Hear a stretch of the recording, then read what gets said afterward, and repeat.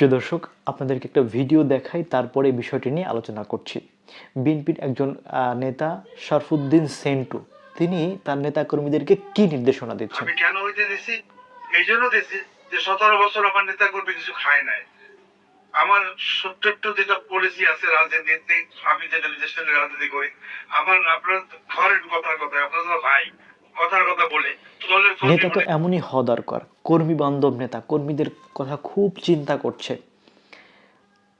তার বক্তব্য হচ্ছে যে এই যে ছোটখাটো দুর্নীতি, চাঁদাবাজি যা কিছু হয়েছে সেগুলো আমি হতে দিয়েছি, মানে এগুলোকে সে বৈধতা দিচ্ছে। এবং সে বলছে যে এটা এই কারণে দিচ্ছি, কারণ হচ্ছে আমার নেতাকর্মীরা গত 17 বছর ধরে কিছু খায়নি। তার নেতাকর্মীরা 17 বছর ধরে খায়নি, এখন তাদেরকে পেট পুরে খাওয়ানোর জন্য সে চাঁদাবাজির অনুমোদন দিয়েছে।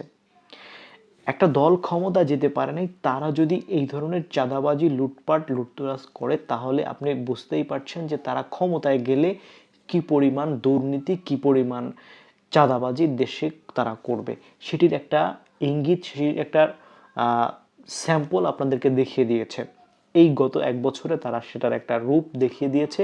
এখন এত কিছু দেখার পরেও যদি আপনার সিদ্ধান্ত নিতে সমস্যা হয়, তাহলে আপনি যে খতামাল্লাহু আলা কুলুবিহিম, আপনার অন্তরে মোহর মারা, আপনি দেখতেও পান না, আপনি বুঝতেও পারেন না, শুনতেও পান না, এরকম একটা অবস্থা আপনার। তাহলে এরা যত অপকর্ম করবে, দুর্নীতি করবে, এরা কিন্তু দুর্নীতিতে দেশকে চ্যাম্পিয়ন বানিয়েছিল কয়েকবার।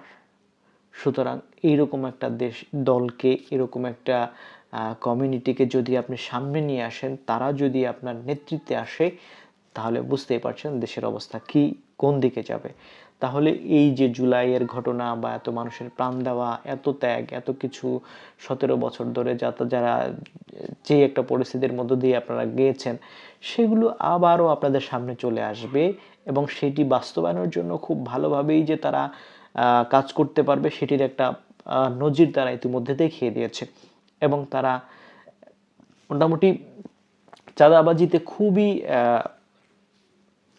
পাকা, এবং সেটি তারা প্রমাণ করেছে ইতিমধ্যে।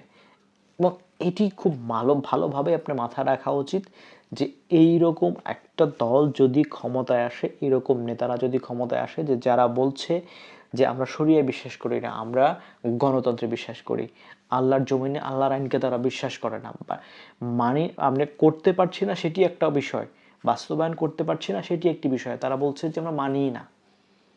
এইরকম নেতাদেরকে যদি আপনি সমর্থন দেন, তাদের পিছনে আপনি হাঁটেন, তাদের দুর্নীতির সহযোগী আপনি হন, তাহলে তার জন্য আপনি দুনিয়াতে যেমন দায়ী থাকবেন, আখিরাতেও দায়ী থাকবেন।